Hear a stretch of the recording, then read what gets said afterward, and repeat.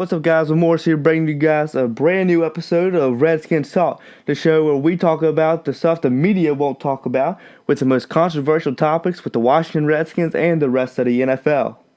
Last episode, we talked about the controversies in the linebacker core with Mason Foster and Zach Brown, and today we're going to be talking about the QB situation. Now, I'm going to try to keep this video kind of short, but also it's going to have to be a little bit long, because even though it's one topic, it has 4 subtopics, and each 4 needs to have its own time, not feel rushed. And there will be, this show is scheduled to be a Monday and Friday show for me, but there will be a small episode coming tomorrow talking about Monte Nicholson and his arrest, because I feel like that's something I definitely need to talk about, and it's not something that's going to take super long. It's just going to take a couple references and a couple of little bits of information, and that'll be it. So be on the lookout for that tomorrow, but let's get into the story about the QB situation. So, and it's weird talking about this when we're not talking about Kirk Cousins. I miss him, sort of, kind of. Anyway, at least we had him for a whole season. So we're going to start off with talking about introducing the topic with the trade for Alex Smith over the offseason. And if you haven't seen my first video on this, I made a video the day we made the trade, and you can hear my initial thoughts on the trade.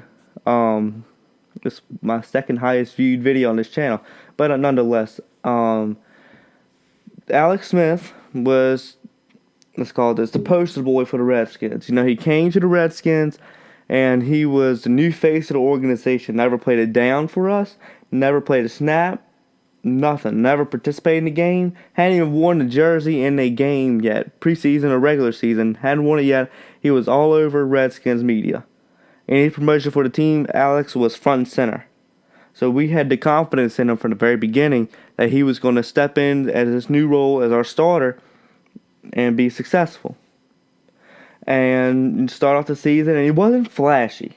He wasn't flashy, but he didn't turn the ball over. And when you win the turnover battle, you win games.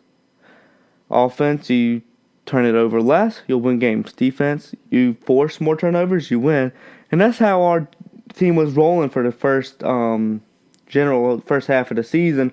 We were just winning the turnover battle, and Adrian Peterson was killing it on the running game, so we were winning games with Alex.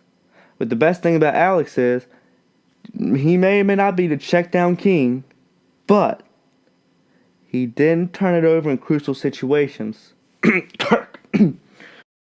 So Alex was very consistent at quarterback with not turning the ball over and also not being flashy. And we know with Kirk, we were used to the flashy plays. So that was kind of a turn for us to go from big flashy plays to checkdowns and short touchdowns with Adrian Peterson. But nonetheless, we were winning games, and we were on a great streak. You know, 6-2 or 6-3, and you know, we had lost some crucial games. We had won some games, but even in the games we won, they were mostly by the skin of our teeth, except for a select few. So, was he the prodigal son at our quarterback? No. But it was a big turning point in the game at Houston, where we all know what happened. Alex Smith broke his leg. And I love J.J. Watt. I love J.J. Watt. As a player, and as a person, he's such a great guy for the community. But if we replay the play where Alex broke his leg, unfortunately, I've got what looks like very bad news for the Washington Redskins. Alex Smith suffers it's a gruesome leg injury. You're going to see a replay. Look away. It is a graphic injury. It looks like Alex Smith has broken his leg. In the city where Joe Theismann's terrible injury, oh boy, terrible injury happened. The safety comes in, and it takes the initial hit on Alex. And all that was going to do, he was going to swing Alex around and throw him on the ground. Alex has been fine. He gets back up. Next play. J.J. Watt comes in and says, hey, I want part of the fun. He comes in late, and when he hits, the momentum that the safety had stops. Well, it meets what J.J. has. And Alex is stuck between the two, in which his leg gets stuck into the ground. And when it gets stuck, It doesn't have anything to do, so his body's kind of going two separate ways, and his leg takes the brunt of that, and he broke his leg badly. And and that was that was November. It was a Sunday before Thanksgiving, and he just got out the hospital. Just think about that. Well, even though it wasn't because of the broken leg, it was because of the infections that came after the surgery. That's what caused it. But nonetheless, so it was such a hit that didn't need to happen. But everybody messes up, and hopefully, maybe he'll be back by next season. Maybe. It won't be by the beginning. So anyway, after that, Colt McCoy had to come in, and at the end of that Texans game, he looked. I didn't get to see it again, but he looked phenomenal. If what I saw. In a way that he took our team and brought us back all the way to the end of the game until it was robbed by a pass interference against Josh Doxson that wasn't called, that should have been called. And so we were like, all right. And Colt McCoy said in his words, "You're in good hands with me." We all had confidence because we've seen Colt play in our organization before. He's done a great job. So we were very confident in him. But first game was 4 days later. Didn't have a whole week to practice, and it was against the Dallas Cowboys, who started on a hot streak, and we all know how that game went. And so that was a bit of a rough game. So the next game, doesn't get easier because you got Philly. And what happened against Philly? He broke his leg. It's all great, right?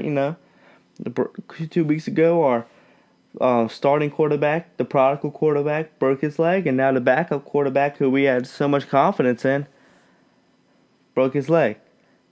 Yeah. So we had the Hall of Fame all-star quarterback come in.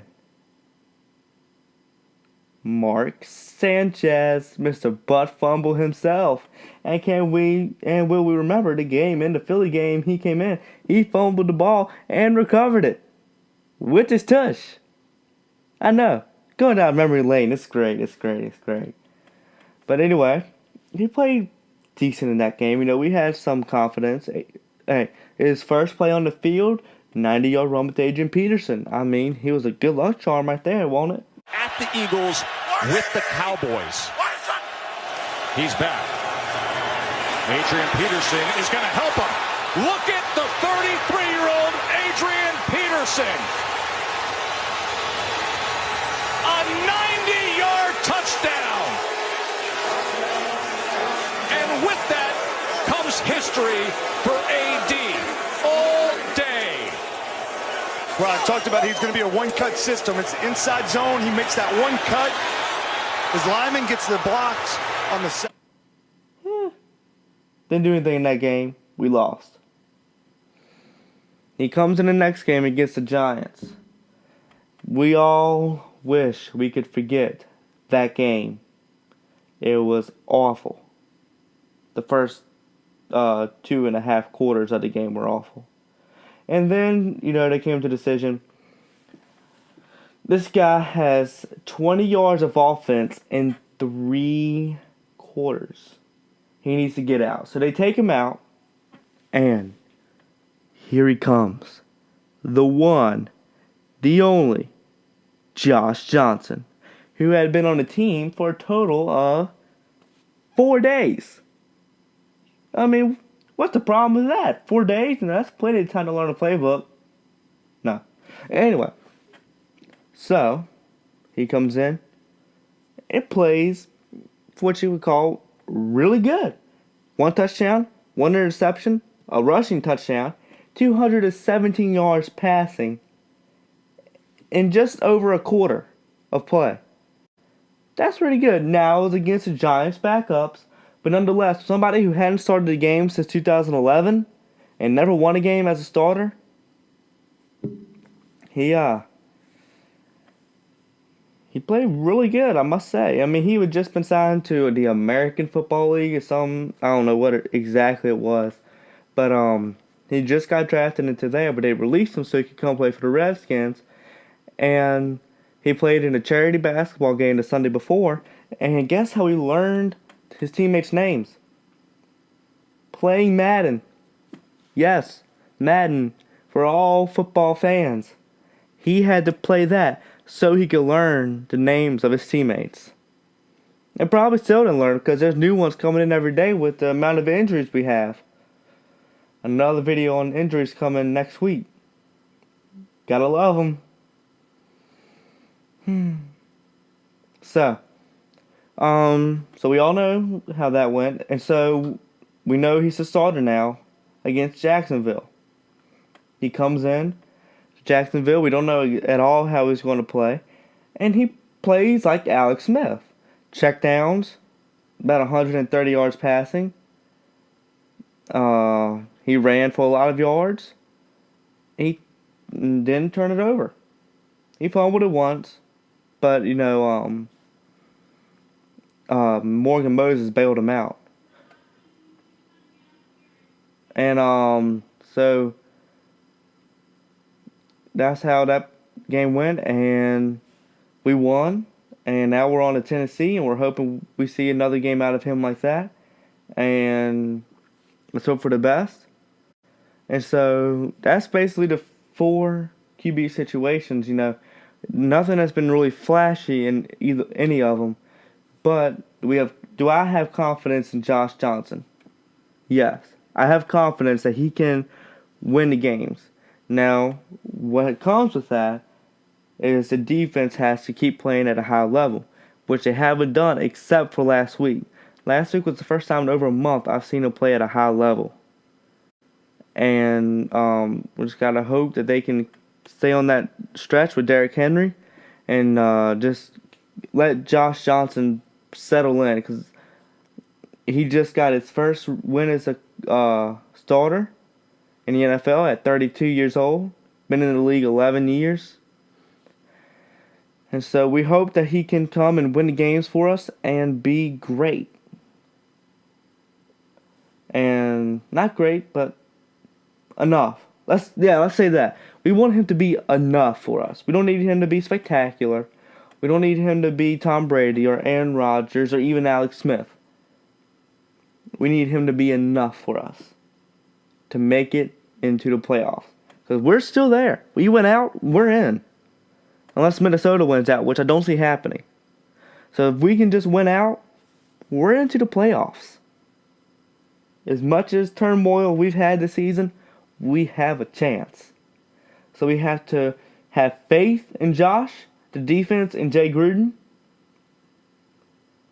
and see how it goes. Alright, catch y'all next time on Redskins Talk tomorrow. Talk about Monte Nicholson. Have a great day. Don't forget to subscribe for the new Redskins videos. Hit that like button if you enjoyed this video. Turn on post notifications so you will know when I post some more Redskins Talk. New Christmas song coming every day through December 31st. And I will catch y'all next time. Peace.